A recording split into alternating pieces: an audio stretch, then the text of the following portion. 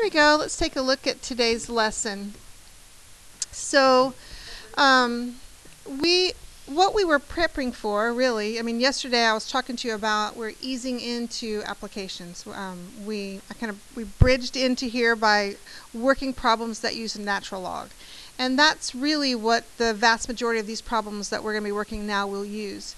We will actually be working with other differential equation applications. It's called logistic growth. That is not an AB topic, it's a BC topic. But we can't do it yet because we need some more integration techniques before we can do it. So this is not our last look at differential equations. We will look at it again. Once we get some more integration techniques under our belt, we will go into logistic growth. These are all exponential. These are the ones that we're working with. So let's see. We have the rate of change of the number of bears n of t is directly proportional to that quantity 1200 minus n of t, where t is the time in years. Okay, let's stop right there and let's translate what we have. So we're told the rate of change of this variable, of the number of bears. So rate of change, we would be d, and the variable for the bears they're using is an n, so dn over dt is directly proportional. Remember that from Algebra 1 and Algebra 2, and forever, right? We've been doing directly proportional, inversely proportional. So directly proportional to 1200 minus n of t. Okay, now let's think back. There was something else involved when we were doing directly proportional and inversely proportional. What else was there? K. All the time, right? There's a K. We have to use a K. Please do not forget to use the K. So it's this quantity times K. I've also have students that are really troubled by the n of t, and they really don't like that. If that troubles you, you can just use the n. You don't have to write n of t if that is troubling to you. Either way would be fine. Alright, so we have the rate of change of the number of bears is directly proportional to this quantity, and we're going to remember our K, where t is the time in years. When t equals 0, the population is 300. So one data point is 0, 300. If n of 4 is 600, so here's another data point, 4, 600, then we're going to find n of 8, and we're going to find the limit. So we have two things that we're looking for. All right, and we're talking about population of the number of bears. So we have a separable differential equation. We're going to separate these out. We're going to take this n piece right here and put it under here. So dn over 1200 minus n of t equals k dt. Now we typically put the constant because it's just a constant with the t. Do you have to? No, but it actually works out nicer if you do. So that's what we're going to do. We integrate both sides. Now with this one, we talked about doing little baby u substitutions yesterday. I've actually been talking about them for weeks now. If we do this little baby u substitution in our head, what do we need to be concerned about? A constant. We do, don't we? A negative 1. And so it's fine. I encourage you to get to where you can do them in your head. This is going to integrate to be negative natural log of 1200 minus n of t. If you still need to write out the little baby u sub, please do so. This was troubling some students earlier today. The integration of k really bothered them. K is a number. When I integrate a number, like say it was a 2. If I integrate 2, what do I get? 2t. So if I integrate k, I get kt. Yeah, kt. So kt plus c. Okay. Before I can, let's stop. The c has appeared. Can we find it? What happens if I put in my initial condition for n of t? Is this going to cause this to be negative? No, it's going to be fine, right? So let's just stop and find c. Okay. So right here. We're going to find when time is 0, our population was 300. So time, and let's just to kind of save a little bit of writing, let's think about this. Okay, this is 0, right? Time is 0. Our n sub t value is 300. So C is going to be negative ln of 900.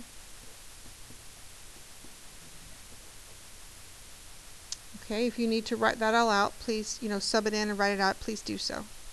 All right, so that's our C value. Once we get our C value, let's think back to the problems we've been doing for a couple of days. What do we do when we get our C value? We put it back in, right? Put it back in the equation. So we have negative natural log, absolute value 1200 minus n of t equals kt minus ln 900. Okay. What do we, yes, what? You okay? All right, what do we normally do from here? We solve. Well, we are going to need to find k. We certainly will, but normally what we would do is, let's solve for n of t. We would solve for n of t first. And before I can translate this, and this caused trouble earlier today, before I can translate this, recall from your pre-cal algebra 2 days, I have to isolate it first. I got to get rid of the negative. I can't carry it with me. Okay, when I go e to this side equals the argument, it's got to be clear. There's nothing over there. So I need to reverse all my signs. So ln absolute value 1200 minus n of t equals negative kt plus ln 900. Okay, now let's rewrite it as an exponential. So e to the negative kt plus ln 900 equals 1200 minus n of t. Okay, so let's do a little bit of work in our head. Let's think about this for a moment. We know what's going to happen to this, right? Without having to write it all out. This is going to turn into 900 e to the negative kt, right? Okay, and then I'm going to move the 1200 over. So basically I'm going to solve for n of t in one step. Hopefully that's not too troubling to us. Let's just go ahead and solve for n of t. So my n of t is going to be 1200 minus 900 e to the negative kt. Okay. I would encourage you to not leave the negative exponent there because we're going to have to solve for k next. And sometimes when students are solving for k, they kind of treat this as if it were a positive exponent. So just to be, now you can leave it like that if you want to, if you're real comfortable with solving. We've got to isolate or figure out what k is. In order to do that, and I think back to pre-cal, we did this lots of times, right? What did we do to find k? Do you remember? Well, we're going to have to do that, yes, but what did we use to find k? We had another data point, right? There was another data point that we had to plug in so that we could solve for k. And did they give us another data point? They did, right? They told us that this data point 600. So I'm going to have 600 equals 1200 minus 900 e to the negative k times 4. And I'm going to go ahead and move this down so that my work isn't confused. I'm going to move the 1200 over. And that's going to give me a negative 600, right? Both sides are negative, so I'm going to negate that. And I'm going to have, so 600 equals 900 over e to the 4k. I would cross multiply and solve. So, and I'm going to do a couple steps in one. Hopefully that doesn't hurt us. I would cross multiply here and then get e to the 4k by itself. So e to the 4k is going to equal, once it's simplified, 3/2. That wasn't too big of a leap, was it? Are we all right? So So it's 600 e to the 4k equals 900. E to the 4k equals 900 divided by 600. E to the 4k reduced is 3/2. Right, we're good? Okay, so now we get to natural log both sides. That's one way to do it. There are other ways to do it too, but that would be my preference. I would natural log both sides. When I natural log this side, what am I going to be left with? The 4k. So k is going to be ln 3/2 divided by 4. Now don't be troubled about how bizarre that looks. They normally look like that.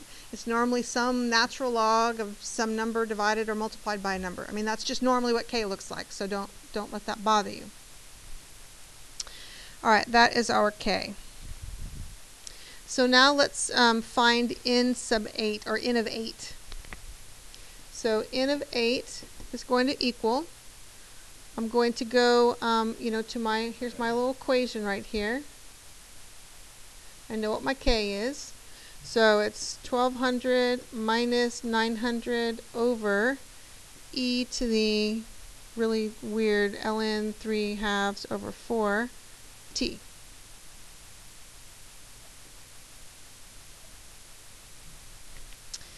Hopefully you can see these are definite calculator problems.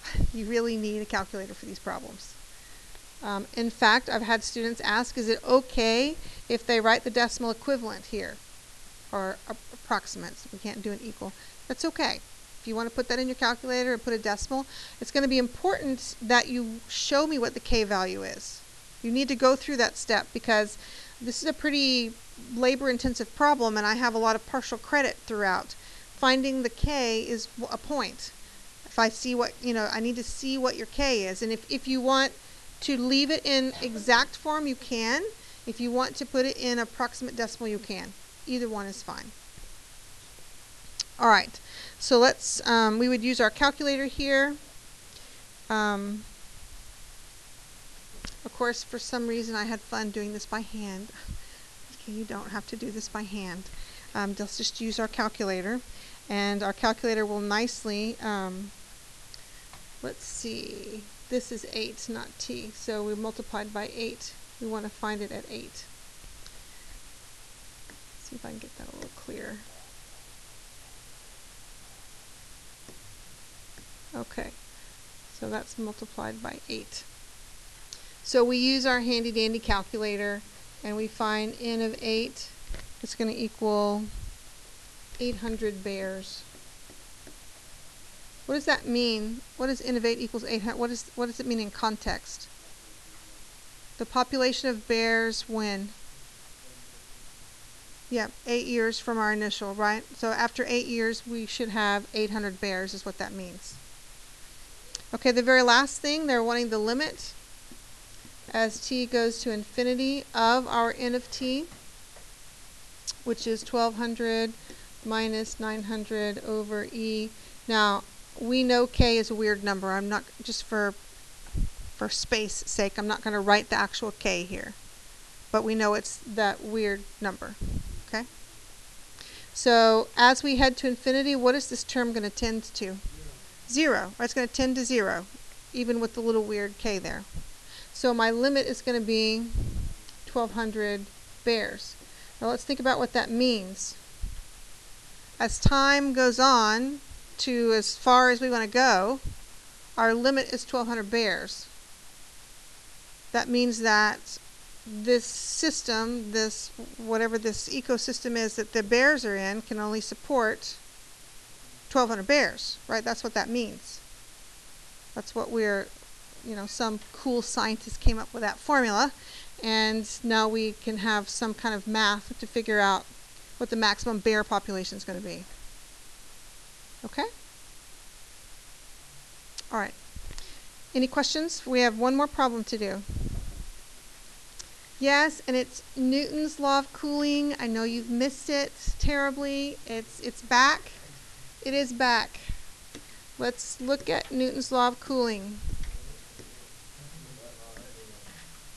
Yay. All right, Newton's law of cooling.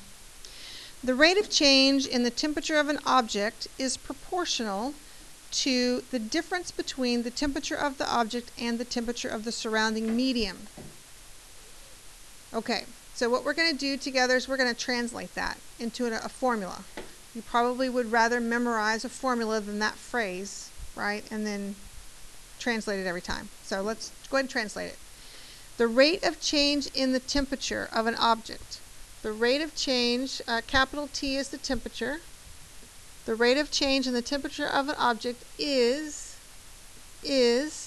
proportional to the difference between the temperature of the object, so the difference between the temperature of the object and the temperature of the surrounding medium.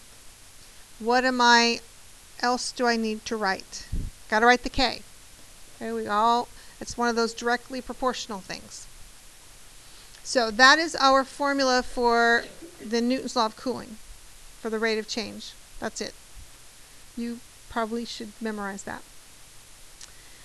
So let's look at our example. Suppose a room is kept at a constant temperature of 60 degrees and an object cooled from 100 degrees to 90 degrees in 10 minutes. Okay. How much longer will it take for the temperature to decrease to 80 degrees? So of these two temperatures, temperature of the object and temperature of the surrounding, which one of them can I use in my formula before I differentiate or integrate? The surrounding, right? Because why? Because it's constant. That's the one. I can't put in temperature of the object because it's changing, right? It goes from 100 to 90 to 80. So I'm going to use my formula. So dt over dt equals temperature of the object, and I'm just going to use that with a T since we've gotten rid of the temperature of the surrounding, minus 60K. So just like before, it's a separable differential equation. So we have d capital T over T minus 60 equals K dt. Integrate both sides. Bless you. ln absolute value T minus 60 equals KT plus C. The C appeared. Can I solve for it? Yes, I should go ahead and solve for it. I'm going to use what's my initial temperature? 100. So when T is 0, my temperature is 100. So let's kind of do a little bit of this in our head. So T is 0, right? That's going to 0. And my initial temperature is 100. So what is C going to equal? ln 40. Okay, so C is ln 40. We do the same thing over and over again, right? It's the same thing. If you're a person that likes steps, you should write them out. Once we find C, what do? Put it back into the equation. So ln absolute value T minus 60 equals KT plus ln 40. Once we put the C back in, then what do we do every time? Solve for T. So E to the KT plus ln 40 equals T minus 60. Okay, what's going to happen to this ln 40 thing? It becomes 40. So 40 e to the KT, let's see, move the 60 over, plus 60 equals T. Okay, there's our equation. Once we get it in that form, then what do? Find K, right? We find K. And to find K, we need another point. Do we have another point? We do. Okay. Now here's where we have to make a choice. We have to decide what units we want our equation to be in. Now, for whatever reason, I wanted my equation to be in hours. Probably not the smartest thing in this case, but that's what I did.